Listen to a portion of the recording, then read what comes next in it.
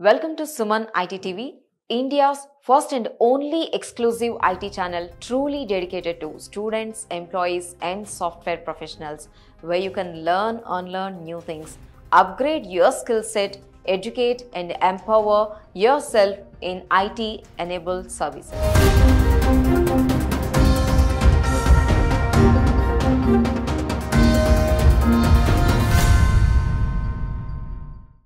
Welcome to Suman IT tech talks. ఈరోజు CEO సిరీస్లో భాగంగా మనం డీప్ లూప్ టెక్నాలజీస్ CEO సూర్యప్రకాష్తో ఉన్నాం. అసలు డీప్ లూప్ కంపెనీ ఏంటి, ఈ టెక్నాలజీస్ ఏం చేస్తుంది, వాళ్ళని అడిగి మనం తెలుసుకుందాం. Hello Suryaprakash, welcome to our show. Thank you. So first of all, ఏంటిది డీప్ లూప్ కంపెనీ టెక్నాలజీస్ అంటున్నారు, ఈ కంపెనీ గురించి చెప్తారా?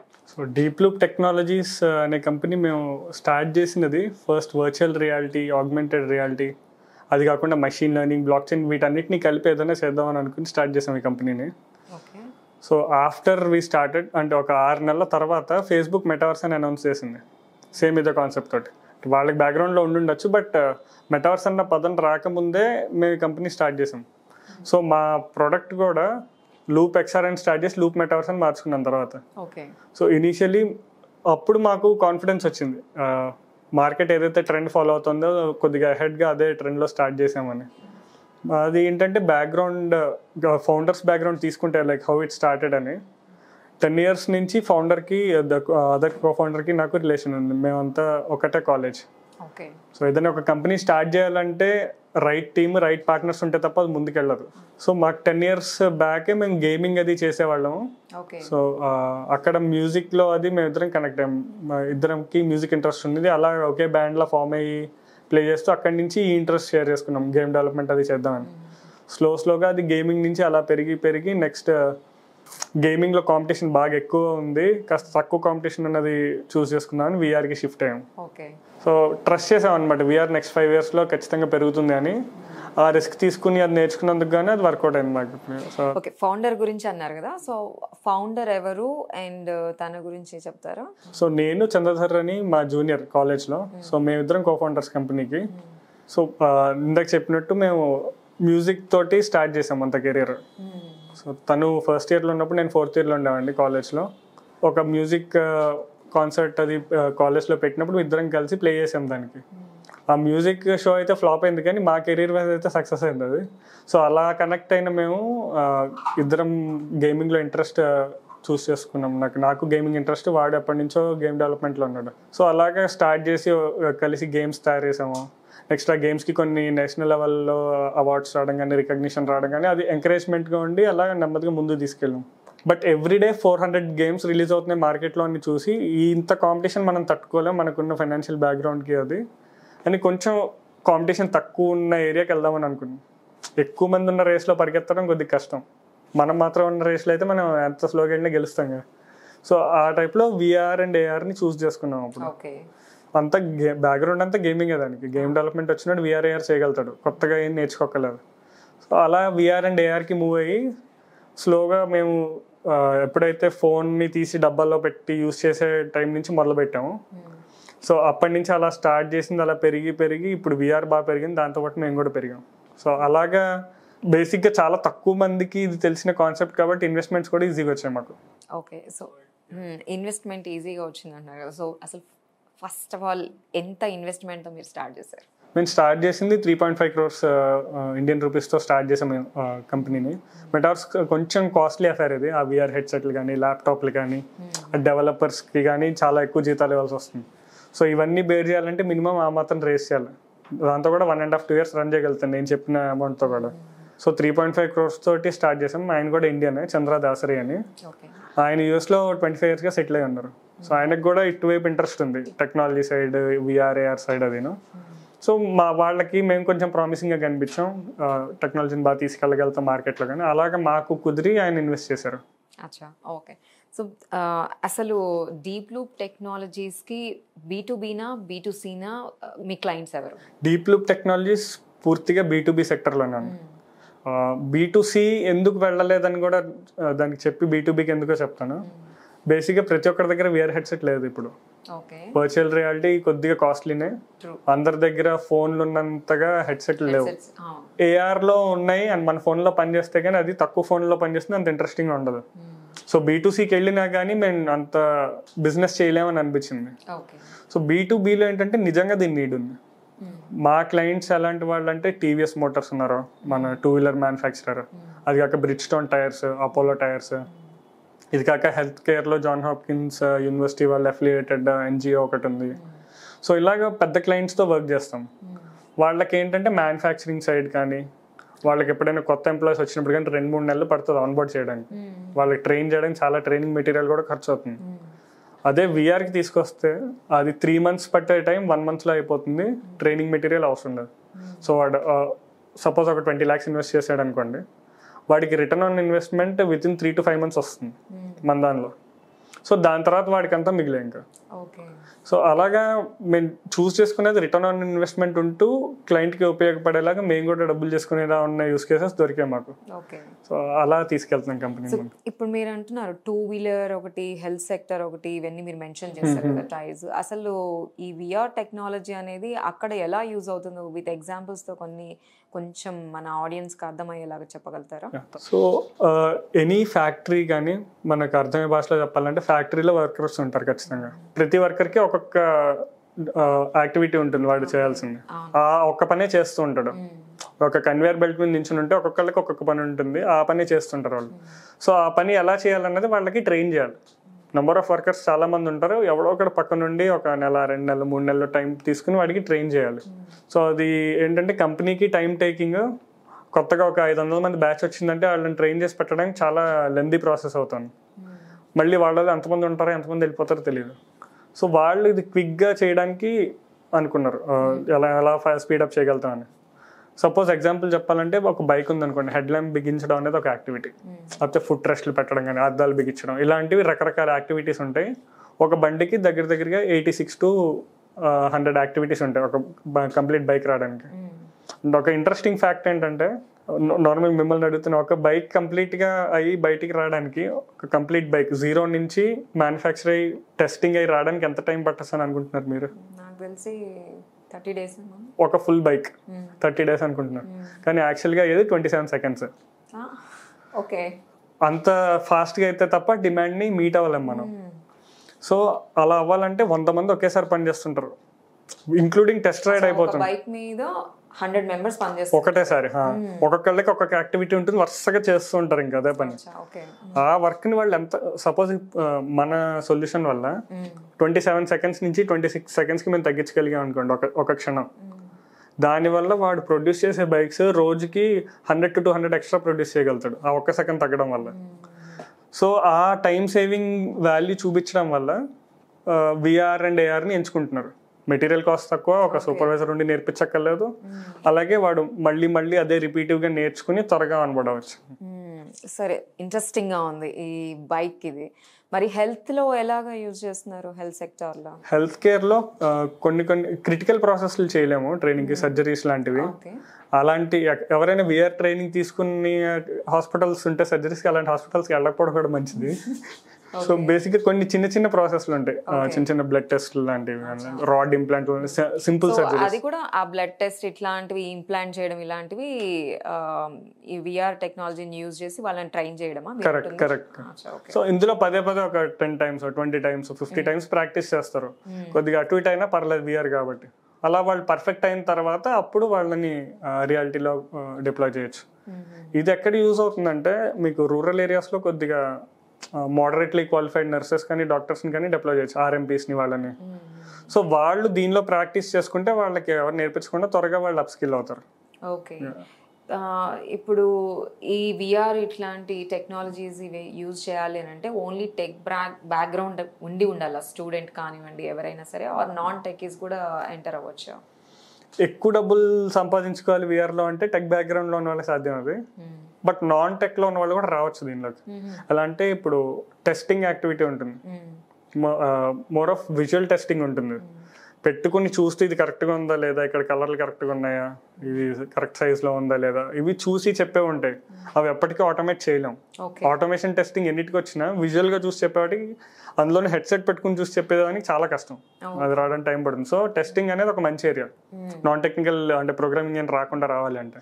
నెక్స్ట్ ఏంటంటే సేల్స్ అండ్ మార్కెటింగ్ సెక్టర్లో ఉన్నవాళ్ళు, విఆర్లో సేల్స్ చేయగలిగిన వాళ్ళు చాలా తక్కువ మంది ఉన్నారు. ఆ ప్రోడక్ట్ ఏంటో అర్థం చేసుకుని క్లయింట్కి అర్థమయ్యేలా చెప్పేవాళ్ళు. సో ఇదొకటి నాన్ టెక్నికల్ ఆస్పెక్ట్లో వాళ్ళు కూడా రావచ్చు. నెక్స్ట్ ఆపరేషన్స్లో రావచ్చు, హెడ్సెట్స్ మెయింటెనెన్స్, ఎక్కువ మందికి ఎలా యూస్ చేయడం, దాని బ్యాటరీలని కరెక్ట్గా ఉండేలా చూసుకోవడం, ఇలాంటి బేసిక్ ఆపరేషన్స్ సైడ్ కూడా ఉంటుంది. వాళ్ళు మోడరేట్లీ పెయిడ్ ఉంటారు. టెక్ బ్యాక్గ్రౌండ్ నుంచి వచ్చిన వాళ్ళకి వెరీ హై సాలరీస్ ఉంటాయి. ఇప్పుడు ఎవరైనా, ఇప్పుడు మీరంటే సపోజ్ ఆల్రెడీ ఒక గేమింగ్ బ్యాక్గ్రౌండ్ ఉండి లేకపోతే ఫండింగ్ ఉండి ఇట్లా వచ్చారు కదా, సపోజ్ ఎవరైనా ఇలాంటి స్టార్ట్అప్ ఒకటి స్టార్ట్ చేయాలి అని అనుకుంటే వాళ్ళకి మీరు ఇచ్చే సజెషన్, గైడెన్స్ ఏంటి? సో ఫస్ట్ థింగ్ ఏంటంటే వాళ్ళు కొంచెం టెక్నాలజీ ఐడియా ఉండాలి గేమింగ్ సైడ్. అది కాక మార్కెట్ కొంచెమైనా కాకపోతే కొంచెమైనా అర్థం చేసుకోవాలి, రీసెర్చ్ చేసి ఉండాలి. ఇప్పుడు నేను చేసే ప్రోడక్ట్ నిజంగా మార్కెట్కి అవసరమా లేదా అని మనం అది వ్యాలిడేట్ చేసుకోవచ్చు. ఇప్పుడు నేను ఒక ఐడియా అనుకుంటాను, అదే నెక్స్ట్ అమెజాన్ అని అనుకుంటాను. నేను మార్కెట్కి వెళ్ళేసరికి అది అయ్యి ఉండకపోవచ్చు. కొన్ని ఐడియాస్ నాకు చాలా చెత్తగా అనిపించవచ్చు, బట్ మార్కెట్కి వెళ్ళేసరికి బాగా పర్ఫామ్ చేయొచ్చు అది. సో వీటిని వ్యాలిడేట్ చేసే కొన్ని ఇంక్యుబేటర్స్ అవి ఉంటాయి. సపోజ్ మన టీ హబ్ ఉంది, లేకపోతే నాస్కామ్లో కానీ, లేక మన IIITలో ఇంక్యుబేటర్స్, ఇలా కొన్ని ఇంక్యుబేటర్స్ ఉన్నాయి. వాళ్ళ దగ్గరికి వెళ్తే ప్రాపర్ మెంటర్స్ తోటి వాళ్ళు హెల్ప్ చేయగలుగుతారు.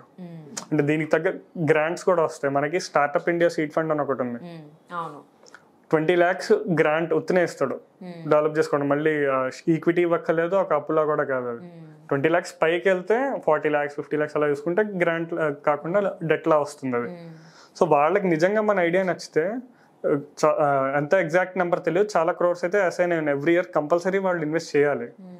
సో వాళ్ళకి అక్కడ అప్లై చేసుకుని వాళ్ళకి కనుక నచ్చితే కంపల్సరీ గ్రాంట్ వస్తుంది. గ్రాంట్ వచ్చిందంటే దాని అర్థం మనది మంచి ఐడియా అని. సో అదొక వ్యాలిడేషన్ పాయింట్. నెక్స్ట్ ఏంటంటే టెక్నాలజీలో ఖచ్చితంగా స్ట్రాంగ్ ఉండాలి. విఆర్ టెక్నాలజీలో స్ట్రాంగ్గా లేకుండా ఇందులో దిగితే మాత్రం సర్వైవ్ అవ్వలేరు. ఊరికే సేల్స్ వచ్చి బ్యాడ్ ప్రోడక్ట్ గుడ్ మార్కెటింగ్ అంటారు కదా, ప్రోడక్ట్ బాగాలేకపోయినా బాగా మార్కెట్ చేస్తే తీసుకెళ్ళొచ్చు అని. ఆ స్ట్రాటజీతో వస్తే మాత్రం వీఆర్లో చాలా కష్టం.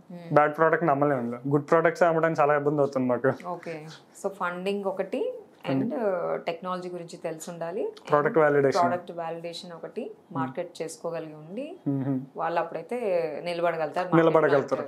కరెక్ట్. ఓకే, ఇప్పుడు సపోజ్ స్టూడెంట్స్, ఇప్పుడు ఫ్రెష్ గ్రాడ్యుయేట్స్, ఇంజనీరింగ్ స్టూడెంట్స్ బయటకు వచ్చిన తర్వాత అందరికి ఇప్పుడు స్టార్ట్అప్ పిచ్చి పట్టింది. ఇప్పుడు హైదరాబాద్లో అయితే ఆ హవా నడుస్తుంది. సో వాళ్ళకి ఏం గైడెన్స్ ఇస్తారు? ఇప్పుడు సపోజ్ ఆటోమేటిక్గా మీరు అంటున్నారు ఆ గేమింగ్ బ్యాక్గ్రౌండ్ అయితే కంపల్సరీ ఉండాలి. ఇప్పుడుండే పిల్లలందరూ కూడా ఆ పిచ్చి చాలా ఉంది, ఆ క్రేజీనెస్ ఉంది. సో ఆల్మోస్ట్ అందరికీ ఉంటుంది. But still if they want to, వాళ్ళు కనుక స్టార్ట్ చేయాలని అనుకుంటే ఏమని గైడెన్స్ ఇస్తారు మీరు? ఫస్ట్ స్టార్ట్అప్ పెట్టడానికి టెక్ కన్నా కూడా కొద్దిగా పక్కకి వెళ్తే psychological status important. I mean అదే ఏంటి, వాళ్ళు అసలు ఎంత స్ట్రాంగ్ గా ఉండాలి, ఏంటి, ఏం స్కిల్స్ ఉండాలి? ఫస్ట్ థింగ్ ఏంటంటే నిజంగా వాళ్ళకి స్టార్ట్అప్ పెట్టాలనే డ్రైవ్ ఉండి పెడితే వెల్కమ్ చేయొచ్చు. అంతేగాని ఎవరికో ఏదో ప్రూవ్ చేసుకుందాం ఆ టైప్లో, లేకపోతే మనం హీరోలం అయిపోదాం పెట్టి నెక్స్ట్ బిలియనీర్లం అయిపోదాం ఆ యాటిట్యూడ్ తోటి వస్తే మాత్రం ఖచ్చితంగా 2-3 నెలల్లో కొలాప్స్ అయిపోతారు.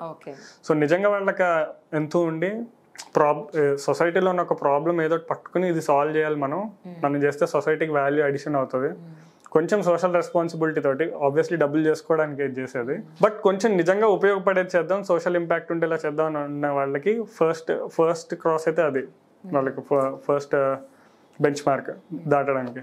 నెక్స్ట్ సెకండ్ థింగ్ ఏంటంటే వాళ్ళకి ఆ సైకలాజికల్ స్టెబిలిటీ ఉండాలి. ఎందుకంటే 98% ఆఫ్ స్టార్ట్అప్స్ ఫెయిల్ అవుతాయి. మీరు చూసుకుంటే 2 to 5% ఉంటుంది సక్సెస్ రేషియో. చాలా తక్కువ మంది సర్వైవ్ అవుతారు. అది తీసుకోగలగాలి. ఫెయిల్యూర్స్ని తీసుకోగలిగితేనే వాళ్ళు దాన్ని బట్టి వాళ్ళు కరెక్ట్ చేసుకుని వాళ్ళ బిజినెస్ని ఇంప్రూవ్ చేసుకుంటారు. మేము స్టార్ట్ చేసిన ప్రోడక్ట్ ఇప్పుడు మేము చేస్తున్న దానికి సంబంధం లేదు. సో మేము ఎవాల్వ్ అయ్యాం, ఇది వర్కౌట్ అవ్వట్లేదు మార్కెట్లో అని. సో ఆ ఓపెన్నెస్ ఉండాలి, ఓపెన్ టు ఫీడ్బ్యాక్నెస్. నేను చేసేది కరెక్ట్, కొనేవాడికి ఏం తెలియదు అన్నట్టు ఉండకుండా, సో కొనే వాళ్ళకి ఏం కావాలో మనకు నచ్చకపోయినా చేయగలగాలి.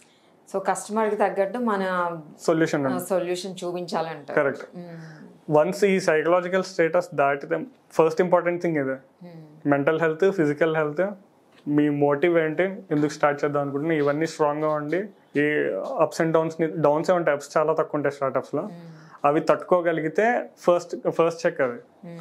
సెకండ్ చెక్ ఏంటంటే ఫినాన్షియల్. ఓకే, ప్రాపర్ ఇన్వెస్ట్మెంట్ ఉందా. సపోజ్ రిచ్ బ్యాక్గ్రౌండ్ నుంచి ఉన్నారనుకోండి, వాళ్ళు ఎక్కువ ఆలోచించగలరు. వాళ్ళకి ఫైనాన్షియల్ సెక్యూరిటీ ఉంటుంది కాబట్టి వాళ్ళు దిగచ్చు. చాలా మంది స్టూడెంట్స్ మిడిల్ క్లాస్ బ్యాక్గ్రౌండ్ నుంచే ఉంటారు. జాబ్ చేయందే వాళ్ళకి ఫ్యామిలీ నడవదు. అలాంటి వాళ్ళు జాబ్ చేయకుండా స్టార్టప్కి వస్తారంటే నేను అడ్వైస్ చేయను. అవి మేబీ ప్యారలీ వాళ్ళు జాబ్ చేసుకుంటూ స్టార్టప్ ఐడియాని కూడా ప్యారలీ వర్కౌట్ చేసుకుని దీనికి ఇన్వెస్ట్మెంట్ వస్తే they can move on to this. అలా కాకుండా నేను ఉద్యోగం చేయను, బిజినెస్ పెడతా అన్నట్టు కూర్చుంటే ఇబ్బంది అవుతుంది. వాళ్ళకి ఆ ఫైనాన్షియల్ ప్రెషర్ తోటి ఇన్నోవేట్ చేయలేరు. ఇన్నోవేషన్ చేయాలంటే ఆ ఫైనాన్షియల్ ఫ్రీడమ్ ఉండాలి, లేదంటే ఇన్నోవేట్ చేయలేము. సో స్టూడెంట్స్ అయితే అది దృష్టిలో పెట్టుకోవాలి ఖచ్చితంగా, అంతే దూకేకూడదు బ్లైండ్గా. సో మీ ఈ జర్నీలో మీకు టఫెస్ట్ సిచ్యువేషన్ ఎప్పుడైనా వచ్చిందా? దాన్ని ఎలా క్రాస్ చేశారు? 2-3 సార్లు వచ్చింది. లైక్ ఫస్ట్ థింగ్, మాకు ఫినాన్షియల్ ప్రాబ్లం ఎప్పుడు లేదు. ఓకే. సో ఫస్ట్ పెద్ద డిప్లాయ్మెంట్ చేసేటప్పుడు, కంపెనీ పేరు చెప్పను, బట్ పెద్ద డిప్లాయ్మెంట్ చేసేటప్పుడు ఫస్టే మాకు పెద్ద క్లయింట్ వచ్చాడు. ఓకే, మంచి విషయం అనుకున్నాం. కానీ అక్కడ డిప్లాయ్ చేసేటప్పుడు చాలా తేడాలు వచ్చినాయి. మేము అనుకున్నది అక్కడ వాడికి కావాల్సింది అసలు మ్యాచ్ అవ్వట్లేదు. అంటే కొంచెం హైలీ ఎడ్యుకేటెడ్ క్లయింట్స్తో మనం డీల్ చేయము ఎప్పుడు కూడా. సో వాళ్ళతో డీల్ చేయడానికి చాలా ఫ్రిక్షన్ వచ్చింది, చాలా గొడవలు అయినాయి. ఇంకా ఆల్మోస్ట్ ప్రాజెక్ట్ పోతుంది అన్న స్టేజ్లోకి వచ్చింది.